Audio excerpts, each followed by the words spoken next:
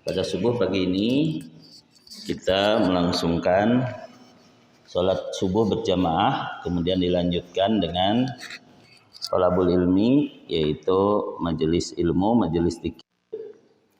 Ya, mudah-mudahan dua-duanya dicatat sebagai amal kebaikan kita di sisi Allah dan kita mendapat ampunan Allah serta mendapatkan pahala. Karena melaksanakan kewajiban itu ada dua tujuan, ya. Tujuan yang pertama adalah bara'atud dhimmah. Bara'atud dhimmah artinya menghilangkan dosa, ya, menghilangkan kewajiban, menghilangkan keharusan untuk melakukan sesuatu yang kalau tidak dilakukan kita berdosa. Nah, tujuan yang kedua adalah ibtighaul ajri, mencari pahala, ya. Ini harus dimengerti sebab ada orang yang saum misalnya di bulan Ramadan lalu dikatakan saumnya tidak mendapat pahala. Tapi apakah dia harus mengulang saumnya? Tidak. Karena dia sudah sah saumnya mah.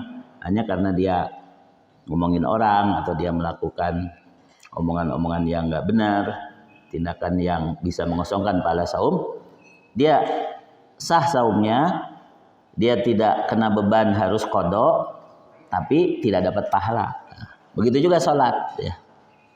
Sholat, kita melakukan sholat, kata Rasulullah SAW, ada orang yang sholat mendapat pahala penuh, ada orang yang mendapat pahala setengah, ada yang orang mendapat pahala sepertiga, seperempat, sepersepuluh, sampai tidak dapat apa-apa. Tapi sholatnya tidak perlu diulang karena sholatnya tetap sah, hanya tidak dapat pahala karena faktor-faktor lain, ya. Nah, kita ingin sholat kita juga ibadah kita yang lain itu bukan hanya menghilangkan dosa, mendatangkan ampunan Allah, tapi juga mendapatkan pahala, mendapatkan nilai di sisi Allah. Nah, sholat ini merupakan pembeda yang sangat jelas antara orang-orang yang beriman dengan orang-orang munafik, ya. Allah Subhanahu wa taala menyebutkan qad aflahal mu'minun alladzina hum fi sholatihim khashi'un, ya. Sungguh beruntung orang-orang yang beriman karena dia khusyuk dalam salatnya. Sementara orang munafik disebut fawailul lil musallin alladzina hum an sholatihim sahun, ya. Neraka atau celakalah buat orang-orang munafik karena sholatnya sahun, lalai dari sholatnya, ya. Alladzina hum yuraun, sholatnya itu hanya riya, hanya ingin dianggap orang sholat, gitu. Wa yamnaunal maun, dan dia enggan membantu orang lain dengan berbagi barang yang sederhana, ya. Al-maun dalam tafsir dijelaskan adalah barang-barang yang ringan, barang-barang yang kalau kita relakan juga sudah tidak masalah. Misalnya ada orang pinjem pulpen atau pinjem sendal atau pinjem payung kayak gitu. Kadang-kadang dipermasalahkan gitu, ya. Hal-hal yang kecil aja dipermasalahkan, apalagi hal yang besar begitu, ya. Walaupun tentu tadi bagi yang minjem, kalau akadnya minjem ya harus dikembalikan. Tapi kalau dikasihkan pun tidak ada masalah, itu al-maun, barang-barang yang kecil, barang-barang yang sederhana, simpel, ya. Karena dulu pernah ada permasalahan di salah satu kampus, itu mahasiswa nyolokin HP ke listrik di kampus itu sama dengan pencurian, itu bibit-bibit korupsi, katanya. Yang gitu-gitu mah tuh kuduna mesti diakadkan. Walaupun tadi lebih baik kalau minta izin dulu, ya. Dan DKM harus mengikhlaskan kalau ada yang nyolokin HP di steker di terminal yang dibangun di sini, karena itu sudah termasuk hal yang maun, hal yang kecil, ya, hal yang istilahnya jangan terlalu dibesar-besarkan gitu. Bebas.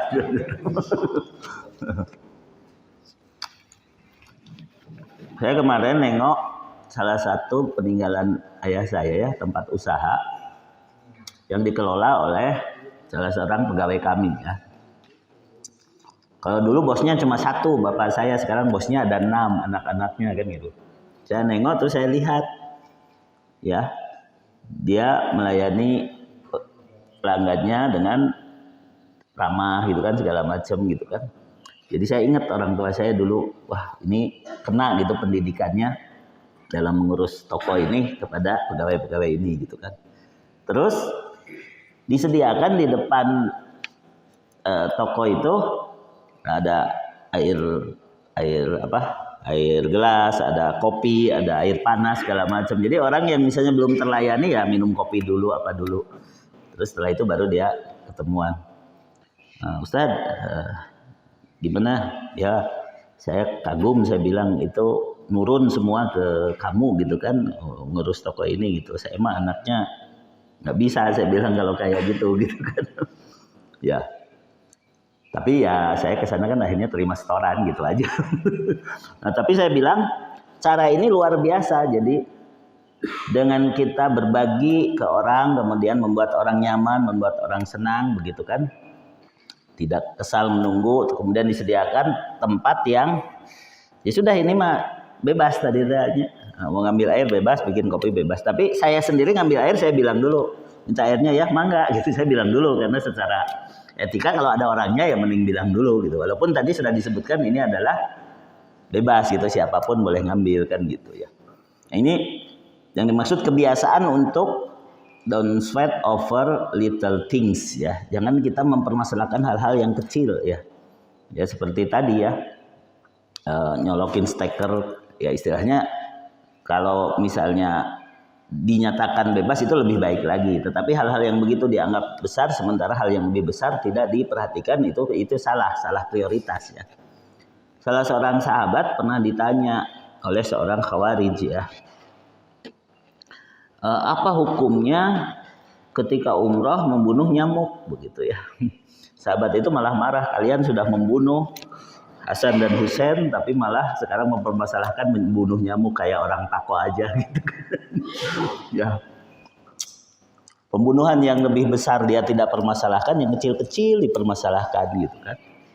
Saya juga pernah ada jamaah MK yang selalu was-was nanya, Ustaz, di rumah saya itu banyak cecak, nanti kotorannya kan bisa najis. Saya punya anak kecil nanti nggak bersih segala macam. Hari Bapak bisnisnya apa? Oh saya pengusaha properti Pak, saya ngebangun perumahan. Dananya dari mana? Dari bank. Ya, hari Bapak tuh mempermasalahkan bunga bank, hari tai cecak dipermasalahkan. Jadi kadang-kadang kita seolah-olah takwa tapi sebenarnya hanya menutupi kekurangan dengan dosa yang lebih besar. Makanya luruskan prioritas sekarang ini. Luruskan prioritas bahwa yang utama adalah tauhid dulu ya. Tauhid, iman kepada Allah, iman kepada hari akhir. Kemudian apa? Salat. Mau salat aja udah lumayan. Kemudian salatlah sebagai orang yang beriman. Jangan salat sebagai orang munafik. Nah itu urutannya kayak gitu ya. Surat ke-9 ayat 18. Itu adalah salatnya orang yang beriman. Yaitu melaksanakan di masjid, didasari oleh iman kepada Allah, iman kepada hari akhir, tidak takut kepada selain Allah, kemudian hartanya juga dibersihkan ya, maka Allah akan memberi petunjuk kepada orang yang seperti ini ya. A'udzubillahi minasyaitonirrajim. Innama ya'muru masajidallahi man amana billahi wal yaumil akhir wa aqamas shalah wa ataz zakah wa lam yakhsha illallah fa asa ulaika ayyakunu minal muhtadin ya. Jadi itu iman kepada Allah, iman kepada hari akhir merupakan dasar sholat kita diterima, dasar sholat kita termasuk golongan orang-orang yang beriman, bukan golongan orang-orang yang munafik ya. Kemudian bagi orang beriman dicirikan alladzina hum fi sholatihim khasyi'un, sholatnya itu khusyuk ya. Khusyuk itu artinya fokus, bahwa dia menghadap Allah, dia mengerti apa yang dibaca, dia menghayati bacaannya, kemudian dia bisa merasakan renyuh hatinya karena sedang berhadapan dengan Allah, merasa fakir, merasa sangat butuh, sangat bergantung kepada Allah. Jadi jangan sholat dengan rasa sombong, ya. Jangan sholat dengan rasa dah saya mah butuh, ya mah nyumbang we ka Allah. Ada yang berpikir begitu ya. Sholat itu merasa bukan kewajiban, ini mah sukarela saya aja gitu. Itu nggak diterima sholatnya, orang yang menganggap sholat itu bukan kewajiban gitu ya. Nah makanya orang yang sholatnya khusyuk dihubungkan dengan hari akhir. Ulaika humul warisun alladzina yarisunal firdaus hum fiha khalidun ya. Namun orang yang sholatnya lalai pun dihubungkan dengan hari akhir ya. Ara'aita ladzi yukadzibu biddin. Itulah orang yang mendustakan hari akhir. Ad-din di sana adalah hari akhir seperti Maliki Yaumiddin ya. Mendustakan hari akhir karena ujung-ujungnya adalah fawailul lil musallin, dia akan mendapatkan neraka wail ya, mendapatkan kecelakaan. Alladzina hum an salatihim sahun, karena dia lalai dari salatnya. Ingat, kalau dalam khusyuk disebut fi salatihim khasyiun, kalau dalam dari salat orang munafik disebut an salatihim sahun. Kata Syekh Sa'di ada bedanya. Sahun fi shalah dengan sahun an shalah. Sahun anis shalah artinya dia sama sekali tidak peduli sebenarnya, walaupun dia suka sholat, dia tidak perhatian kepada sholatnya. Ketika sholat apalagi, dia tidak ingat kepada Allah, dia asal-asalan sholatnya. Tapi kalau fi sholatim sahun masih boleh. Sholat tapi masih ingat tadi jemuran udah dijahit belum ya, itu masih boleh ya. Atau lupa ini 2 rakaat 3 rakaat masih boleh, makanya ada sujud sahwi. Yang penting dia masih mementingkan sholat, walaupun itu menandakan kurang khusyuk memang gitu ya. Jadi ada sahun anis sholah itu munafik. Kalau sahun fi sholah itu masih ada toleransi. Walaupun yang bagusnya adalah khosyiun fi sholah ya, khusyuk dalam sholah kan begitu. Kemudian ciri orang munafik surat ke 4 ayat 140 sampai 146 saja ya. Jadi mengolok-olok ayat-ayat Allah. Walaupun dia sholatnya males-malesan. Orang munafik di zaman Nabi itu keren loh, sholatnya di Masjid Nabawi, betul tidak? Sholatnya di Masjid Nabawi, tapi ditolak itu imannya, ya. Karena hakikatnya dia benci kepada amal ini, ya. Ya, jadi ayat 146 ini adalah kunci keselamatan. Karena sesungguhnya orang yang betul beriman mah justru takut saya termasuk orang munafik. Tapi kuncinya harus terus bertobat. Harus terus mengakui kekurangan diri kepada Allah agar nanti dimasukkan ke dalam orang beriman. Sementara orang munafik justru dia munafik tapi merasa iman, merasa aman, merasa sudah beres lah saya mah, sudah pastilah selamat gitu. Nah gitu. Kalau orang munafik mah merasa aman dalam kesalahan. Kalau orang beriman merasa takut walaupun dalam kebenaran. Nah, yaitu tadi dengan banyak bertobat, banyak istighfar, banyak mohon ampun kepada Allah ya. Makanya sholatnya bisa khusyuk ya, karena dalam sholat itu kita merasakan merendah kepada Allah, merasakan butuh ampunannya, merasakan butuh pertolongannya. Begitu salam juga diajarkan untuk berzikirnya dengan apa? Astagfirullah kan gitu. Kalau sholatnya benar mah pasti selalu takut kepada Allah, pasti selalu bertobat ya begitu. Nah, kita melaksanakan 2 kewajiban ini. Kewajiban yang pertama, kewajiban yang sudah tertentu waktunya, yaitu sholat. Inna sholata kanat alal mu'minina kitabam mauquta. Surat An-Nisa ayat 103. Sungguh sholat itu adalah kewajiban yang ditentukan waktunya atas orang-orang yang beriman. Yaitu adzan subuh jelas, adzan zuhur jelas gitu. Dan enaknya kita, kalau kita termasuk orang yang beriman, kita pasti menunggu-nunggu adzan. Ya. Tapi kalau kita punya sifat kemunafikan, geus adzan deui, cenah salat subuh, ini geus duhur deui gitu. Geuningan geus adzan deui gitu. Jadi kayak kesel dengar adzan itu ya. Kesel dengar adzan itu salah satu sifat kemunafikan tadi. Nah, kemudian kewajiban yang kedua adalah kewajiban yang tidak ditentukan waktunya tapi tetap kewajiban, yaitu thalabul ilmi fardhatun ala kulli muslim kan gitu ya. Mencari ilmu itu adalah kewajiban bagi setiap muslim. Ya. Dan termasuk di sana muslimah walaupun tidak disebutkan dalam hadisnya. Jadi tidak perlu ditambah-tambah dalam hadisnya fardhatun ala kulli muslim maksudnya wal muslimah maksudnya gitu. Nah, kita melaksanakan 2 kewajiban ini karena kita ingin termasuk orang yang beriman. Sedangkan orang yang mendapat petunjuk adalah yang memakmurkan masjid dengan sholat didasari iman kepada Allah, iman kepada hari akhir, menunaikan zakat dan tidak takut kepada siapapun dan apapun kecuali kepada Allah. Makanya Rasulullah SAW menyatakan, "Idza ra'aitumur rajula ya'tadul masjidah fashhadu lahu bil iman.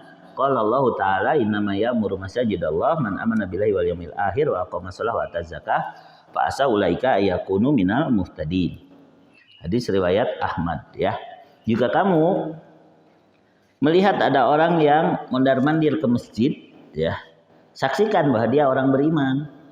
Karena Allah telah berfirman bahwa sesungguhnya yang memakmurkan, meramaikan masjid-masjid Allah adalah orang yang beriman kepada Allah, hari akhir, mendirikan sholat, menunaikan zakat, tidak takut kepada siapapun kecuali kepada Allah, dan semoga mereka termasuk orang-orang yang mendapat petunjuk. Maksudnya mondar-mandir ke masjid tentunya untuk sholat ya, bukan nyokotan sendal ya. Kalau mondar-mandir ke masjid nyokotan sendal malah lain, kalau malah susulumputan namanya, sembunyi-sembunyi ya.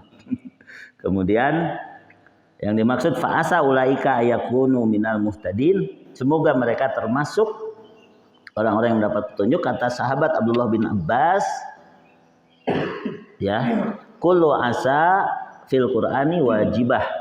Setiap kata semoga dalam Al-Qur'an itu bersifat pasti, karena ini yang berfirman Allah. Walaupun disebut semoga itu sifatnya pasti. Sebagaimana Allah telah berfirman kepada Rasulnya, asa ayyab asaka rabbuka maqamam mahmuda. Semoga nanti engkau dibangkitkan oleh Allah dalam tempat yang terpuji. Itu sifatnya pasti. Walaupun kita tetap berdoa kan, ashu maqamam mahmudan ila diwatah, itu bukan berarti kita tidak yakin, tapi kita ingin kebahagiaan, dompleng ya. Kita tuh numpang kepada Rasulullah SAW. Rasulullah SAW ditempatkan di tempat terpuji, maka Rasul juga akan mendoakan kepada Allah, akan memberikan syafaatnya dengan izin Allah untuk kita. Nah gitu. Jadi doa setelah adzan itu salah satu doa untuk mendapat syafaat Rasulullah SAW. Mintanya ya kepada Allah, lain kepada Rasul. Jangan salah alamat ya gitu. Nah baik, jadi iman kepada hari akhir merupakan ciri utama daripada orang yang diterima sholatnya. Ya, surat ke-2 ayat ke-4 dan 5 ya.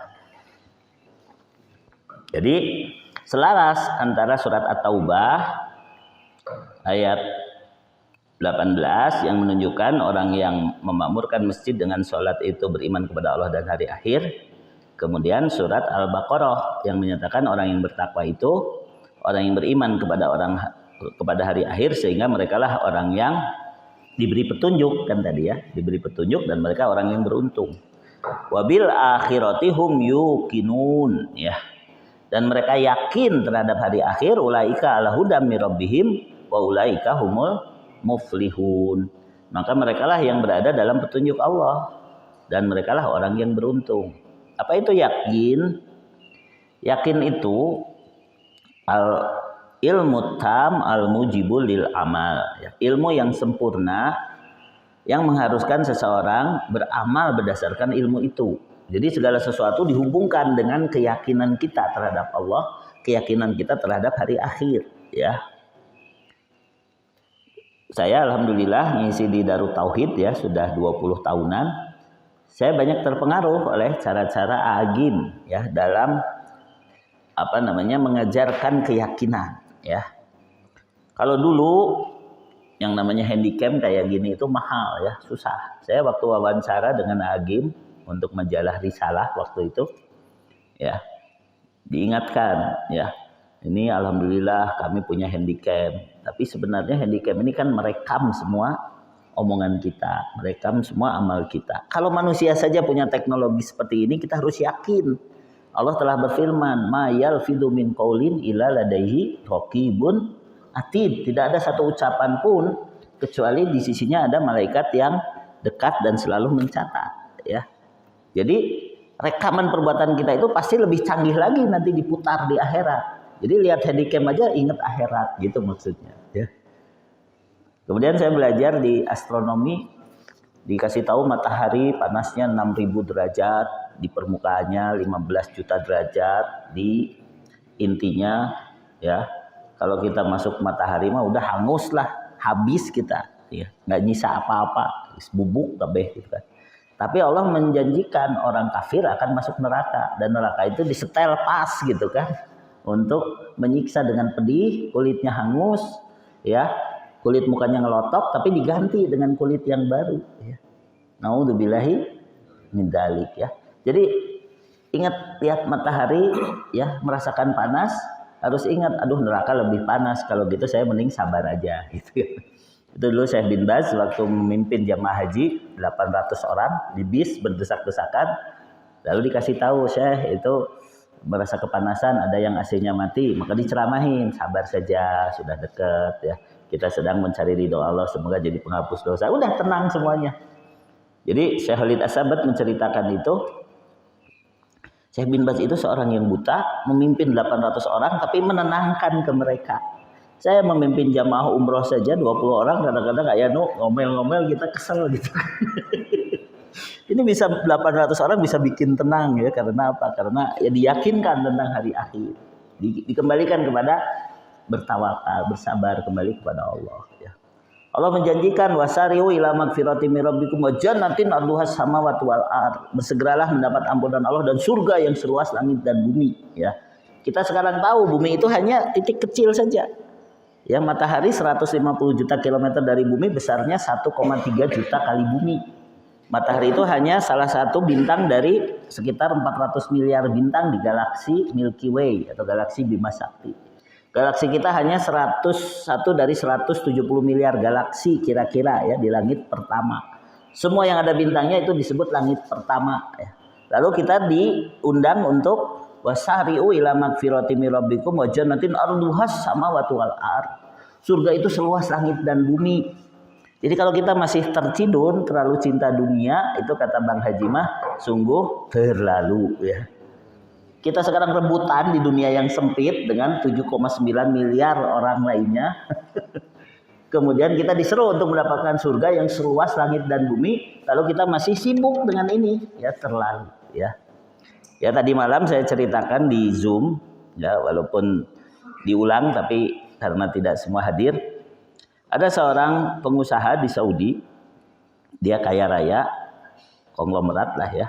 Tapi untungnya dia punya pembantu, punya teman yang selalu mengingatkan, cobalah jangan selalu sibuk dengan bisnis ya, dunia ini hanya sebentar ya. Ini juga nggak akan kamu bawa mati ya. Perhatikan orang lain. Iya kan saya juga sudah menyisihkan dari usaha saya untuk santunan ya. Saya juga berusaha kan untuk keluarga, untuk kesejahteraan masyarakat. Biasa kita suka begitu ya. Mendalili cinta dunia dengan alasan kita juga berbagi begitu. Tapi temannya ini sangat ingin karena dia tahu orang ini orang yang baik hatinya, tapi tersibukkan oleh dunia. Cobalah kamu sesekali hadir ketika menyerahkan sumbangan ya. Di kita juga ada yang disebut CSR ya, CSR, Corporate Social Responsibility ya, gitu ya Pak Iwan namanya ya. Itu sebenarnya hanya untuk apa namanya? Menghilangkan guilty feeling, menghilangkan rasa bersalah ya, sudah banyak mengambil tapi sedikit memberi gitu kan. Nah, tapi kamu tahu kan saya sibuk, bagaimana saya bisa hadir? Ya sudah gini aja caranya, kamu luangkan satu waktu, lalu saya yang akan mengarrange, mengatur supaya si anak-anak yang menerima santunan kamu dan orang yang menyalurkannya bisa siap di waktu itu. Ya udah kalau begitu ya, akhirnya disepakatilah satu waktu si pengusaha tadi hadir dalam penyerahan kursi roda kepada anak-anak yang cacat kakinya ya. Sebagai simbolis 10 orang dihadirkan, 10 kursi roda dihadirkan karena dia sebenarnya nyumbangnya banyak begitu. Lalu dia merasa bersyukur, alhamdulillah saya hadir, saya merasa bahagia. Selama ini saya sumpek dengan permasalahan bisnis, permasalahan perusahaan, tapi melihat anak-anak itu begitu matanya berbinar-binar memeluk kursi rodanya, senyum begitu, dia merasa alhamdulillah ya Allah, teman saya ini memang baik menghadirkan saya di suasana yang tenang seperti ini ya. Jadi kalau orang yang bersih hatinya ya suatu saat akan kembali kepada akhirat, kan kembali kepada fitrahnya, yaitu kembali kepada Allah. Lalu ketika dia pulang, ada anak rondang merangkak memegang kakinya. Tunggu Syekh, tunggu katanya gitu. Tunggu. Lalu dia mengatakan, ada apa nak? Mau minta apa lagi ya? Ya dia nyangka kan begitu ya. Udah dikasih kursi roda mau minta apa lagi? Enggak. Saya ingin memandang wajah Anda biar saya ingat nanti di surga bahwa engkau sudah berbuat baik kepada kami. Nangis sih Syekh itu akhirnya. Anak kecil dengan polos mengatakan begitu ya. Akhirnya sejak saat itu perusahaannya dia serahkan kepada orang, tapi hasilnya dia lebih banyak berbagi dan dia lebih banyak menghadiri tadi. Ketika diserahkan dia lebih bahagia ketika melihat orang yang menerima sumbangannya dan dia berharap dia mendapatkan kebaikan di sisi Allah. Nah, itulah bedanya abnaul akhirah dengan abnaud dunya. Anak-anak dunia dengan anak-anak akhirat, kata Ali bin Abi Thalib, kalian harus menjadi anak-anak akhirat, jangan menjadi anak-anak dunia. Yaitu orientasi kamu itu hidup tuh nanti yang sebenarnya di akhirat, bukan di dunia gitu. Lalu ditanya, wahai Amirul Mukminin, bagaimana saya membedakan diri saya ini sudah menjadi anak-anak akhirat atau anak-anak dunia? Maka ditanya oleh Ali, kalau kamu ketika diberi oleh orang senang nggak? Ya senang. Dikasih hadiah, dikasih barang. Ya, walaupun kita punya, walaupun kita bisa beli sendiri, ketika dikasih tetap senang kan gitu. Walaupun orang kaya, dikasih itu selalu senang ya. Pernahkah kamu bahagia juga ketika kamu memberi kepada orang lain? Iya. Nah, bandingkan. Ketika kamu lebih bahagia saat memberi, ya, dan ketika menerima juga senang, tapi kamu lebih bahagia ketika berbagi, maka kamu anak-anak akhirat. Tapi kamu lebih banyak senang ketika diberi tapi kurang senang memberi, maka di situ kamu masih anak-anak dunia gitu ya. Itu yang paling sederhana begitu ya. Jadi bagaimana kita belajar berbagi, walaupun tidak harus harta, bisa saja pertolongan, bisa saja ilmu, bisa saja nasihat ya. Kita senang untuk menerima, tapi juga kita harus berusaha untuk berbagi dan bahagia dengan itu. Itulah anak-anak akhirat, kata Ali bin Abi Thalib ya. Nah, ini sengaja pengantarnya agak panjang lebar karena kemarin yang dibahas masih dua bagian ya, al-ba'su wal hasyru, kebangkitan dan pengumpulan. Kita telah membahas tentang al-ba'su yaitu kebangkitan, kemudian sekarang kita membahas tentang al-hasyru yaitu pengumpulan.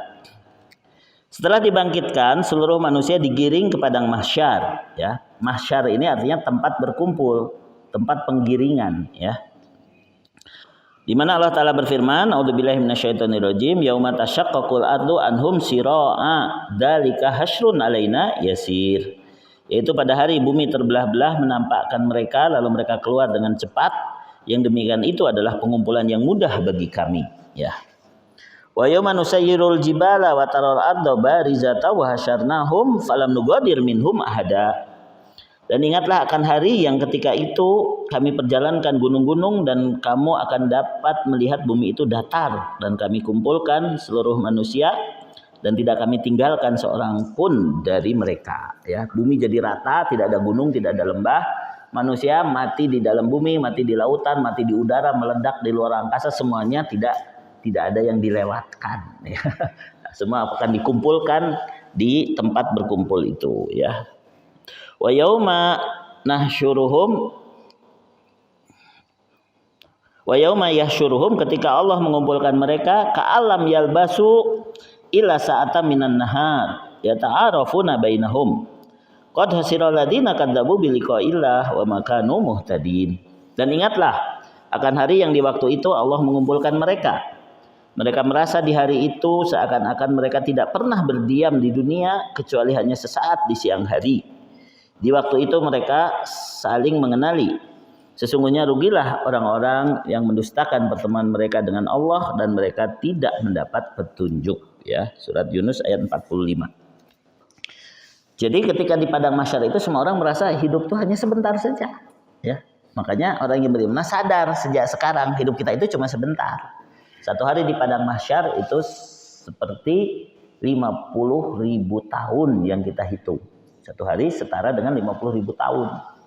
Jadi kalau umur kita 70 tahun dibagi 50.000 tahun dikali 24 jam dikali 60 menit dalam 1 jam, umur kita ternyata cuma 2 menit saja. 70 tahun itu sama dengan 2 menit di hari perhitungan, di hari padang mahsyar ya. Kalau Ustadz Abu Yahya Badrus Salam malah mengatakan satu hari itu siang saja, berarti 12 jam. Karena kalau malam disebutnya lail, ya, bukan yaum begitu kan. Ya nggak apa-apa, itu mah hanya perkiraan, hanya pendekatan. Berarti kalau dihitung satu hari yang 50.000 tahun itu adalah siangnya saja, yaitu 12 jam, berarti 70 tahun dibagi 12 jam, dibagi 50.000 dikali 24 jam, dikali 12 jam, dikali 60 menit, hanya 1 menit. 70 tahun itu hanya 1 menitan di padang mahsyar ya. Sementara kalau sudah masuk surga atau masuk neraka, 1 hari sama dengan 1000 tahun ya. 1 hari 1000 tahun itu di surga atau di neraka. Maka jangan pengen masuk surga itu lewat neraka dulu, sebab orang yang masuk neraka itu disebut labithina fiha ahqaba. Mereka tinggal di neraka itu berhukum-hukum. Sedangkan 1 hukum sama dengan 80 tahun. Ahqab artinya jamak, minimal 3 hukum, minimal 3 kali 80. 240 tahun baru dia bisa keluar masuk surga kalau punya iman. Itu yang minimal. Belum lagi 1 harinya 1000 tahun kayak itu kan. Makanya kita ingin, ya sudahlah ya Allah bersihkan dosaku di dunia ini, tidak dapat adab kubur. Ternyata dapat adab kubur, ya Allah sudah sampai di adab kubur saja, jangan sampai nanti di adab neraka. Adab kuburnya tidak sampai kiamat. Ada yang begitu. Kemarin sudah dijelaskan ya begitu. Nah, bagaimana caranya? Caranya yaitu kita harus memperkuat tauhid ya. La ilaha illallah ya. Karena tauhid itu akan membuat Allah mengampuni kita, Allah ridho kepada kita ya. Kembali itu ya, surat ke-6 ayat 82. Alladzina amanu wa lam yalbisu imanahum bidzulmin ulaika lahumul amnu wa hum muhtadun ya. Surat Al-An'am ayat ke-82, bahwa orang yang bertauhid akan mendapat keamanan, artinya tidak mendapat siksa, dosanya diampuni. Dan akan mendapat petunjuk, artinya di dunia dia tidak akan kebingungan ketika dia menjalani hidupnya dengan tauhid, dengan yakin kepada Allah dan mentauhidkannya dengan benar. Ya, silakan. Orang-orang yang beriman dan tidak mencampur adukan iman mereka dengan syirik, mereka itulah orang-orang yang mendapat rasa aman dan mereka mendapat petunjuk. Ya, yang dimaksud adalah keamanan yang sejati, keamanan dari siksa akhirat. Ya, kalau di dunia takut kepada Allah itu malah kewajiban mereka untuk takut kepada Allah. Tapi dengan itu mereka tidak boleh takut kepada selain Allah, kan tadi sudah disebutkan. Ya. Nah, beberapa ayat tersebut menunjukkan bahwa pengumpulan atau al-hasyr termasuk peristiwa yang benar-benar terjadi di akhirat, yaitu pengumpulan di padang mahsyar dari berbagai tempat mereka dibangkitkan dengan cara kematian dulu yang berbeda-beda. Di sana seluruh makhluk berdiri lama sekali menunggu keputusan hukum. Kondisi mereka berbeda-beda ya. Ada yang berkeringat dengan keringatnya itu sampai ke mata kaki ya. Ada yang berkeringat sampai ke perut, ada yang beringat sampai ke leher, ada yang beringat sampai gelegepan ya, menutup kepalanya karena matahari didekatkan pada jarak 70 hasta ya. Sekitar 35 meter. Sekarang jaraknya 150 juta kilometer aja begitu panas ya. Nanti didekatkan 70 hasta ya, bagaimana kita? Tapi nggak akan kebakaran nanti mah karena dikuatkan ya. Badannya dikuatkan untuk tidak mati kan gitu. Tapi tersiksa ya. Kemudian orang-orang pada berlarian. Berlarian ya, di sini disebutkan kondisi mereka berbeda-beda mencerminkan kondisi mereka sewaktu di dunia. Amalan seluruh manusia ditampakkan, tidak ada satupun yang tersembunyi. Mereka juga merasa sangat ketakutan dan kesusahan. Mereka pun mencari-cari orang yang dapat memberi syafaat untuk mereka agar ia memohon kepada Rabb untuk segera memberi keputusan di antara mereka. Jadi belum diberi keputusan itu satu siksaan, ya. Ditunda-tunda itu satu siksaan. Ada orang yang bersalah di perusahaannya dipanggil oleh manajer personalia ya. Setelah dipanggil disuruh nunggu dulu 1 jam ya. Bingung ya teh saya teh dipecat atau rek dihukum atau naon, itu sudah tersiksa ya. Kitunya Pak Iwan. Ini katanya dosen manajemen ya, dosen bisnis ya Pak ya. Jadi hanya diantep wae orang sudah tersiksa ya. Orang sudah tersiksa ya. Nah, itu salah satu penghapus dosa juga sebenarnya di padang mahsyar itu ya. Nah, kemudian mereka pergi menemui bapak mereka Nabi Adam alaihissalam. Tapi sayang, Allah menyuruh Nabi Adam mengatakan nafsi nafsi. Ia malah menyuruh mereka menemui Nabi Nuh alaihissalam. Nabi Nuh menyuruh mereka ketika mengatakan nafsi nafsi, pergilah kepada Nabi Ibrahim. Nabi Ibrahim juga mengatakan nafsi nafsi. Aku sudah berdosa di dunia, pernah bohong 3 kali. Nabi Ibrahim pernah bohong 3 kali. Padahal bohongnya Nabi Ibrahim muncul orang Sundama disebut bohong wenang ya. Bohong dalam kondisi diplomatis. Ketika dia menghancurkan patung-patung, dia mengatakan tuh patung yang terbesar tuh yang menghancurkan patung-patung kalian. Maksudnya untuk membuat mereka berpikir ya. Ketika istrinya Sarah mau diambil oleh raja, dia mengatakan ini saudariku karena suaminya pasti dibunuh. Dia aku sebagai saudaranya ya. Itu dalam rangka apa tadi, bersiasat ya, karena dia juga saudara dalam Islam kan gitu. Tapi tetap bohong gitu. Dia meyakini ini saudara saya dalam Islam. Tapi maksudnya supaya tidak dibunuh oleh raja sebagai suaminya Sarah itu kan. Walaupun rajanya tidak bisa mengganggu Sarah kan gitu. Itu dalam kisah Nabi Ibrahim. Satu lagi saya lupa bohong masalah apa ya. Hanya Nabi Ibrahim bohong 3 kali aja ketakutan ai urang geus sabaraha kali. Ya, masa orang tesieun gitu kan di akhirat gitu kan. Jadi dari sekarang harus banyak istighfar ya, banyak minta ampun. Lalu Nabi Ibrahim menyuruh orang-orang untuk datang kepada Nabi Musa ya. Semua beralasan bahwa pada hari itu Allah murka dengan murka yang sangat besar karena dosa-dosa yang pernah mereka lakukan. Belum pernah Allah murka seperti itu sebelum atau sesudahnya. Dan itu dirasakan oleh semua makhluk, bahkan para nabi pun merasa takut.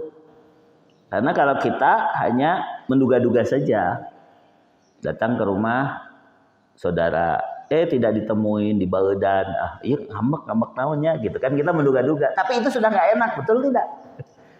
Ya, dinengke kalau kata orang Jawa ya, dinengke, dibiarkan, dicuekin, ya, dicuekin, ya. Itu sudah sangat sedih ya begitu. Baru oleh manusia. Kalau Allah ketika membiarkan, ya, itu akan terasa sampai sakitnya itu sampai ke dalam. Makanya kesakitan penghuni jahanam selain siksaan fisik, siksaan api tadi dan nanah dan segala macam ya. Itu yang paling sakit adalah kerasa banget kemarahan Allah di hati mereka. Kerasa banget murkanya pencipta mereka kepada mereka. Itulah yang paling menyedihkan. Sementara ahli surga selain mendapatkan kenikmatan yang bersifat lahir, fisik, yang dia rasakan adalah kenikmatan akan ridho Allah ya. Nah, ketika Allah murka, para nabi merasa takut ya. Lalu Nabi Musa menyuruh mereka pergi menemui Nabi Isa alaihissalam. Nabi Isa pun beralasan yang sama, walaupun Nabi Isa tidak menyebutkan satu dosa pun. Ya, Nabi Isa mah di situ dikisahkan tidak mengatakan nafsi-nafsinya itu dengan menyebutkan dosanya, ya. Tetapi hanya mengatakan pada hari ini hanya satu orang yang mampu untuk memintakan syafaat untuk kita semua. Datanglah kepada Muhammad SAW. Nah itulah yang disebut maqamam mahmuda.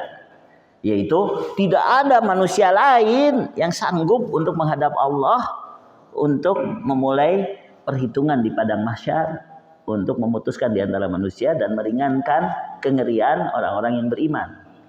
Maka Rasulullah SAW pun memberi syafaat ya dengan bersujud, dan syafaat itu diberikan kepada umat-umat Nabi semuanya, bukan hanya umat beliau. Jadi bahasa nama umat Nabi terdahulu aja yang memberi syafaat pada saat itu Rasulullah SAW komo urang gitu. Tapi eta teh lamun urang di aku gitu. Kalau keislaman kita diterima, kalau kita taat kepada Rasul ya, jangan berbuat bid'ah ya.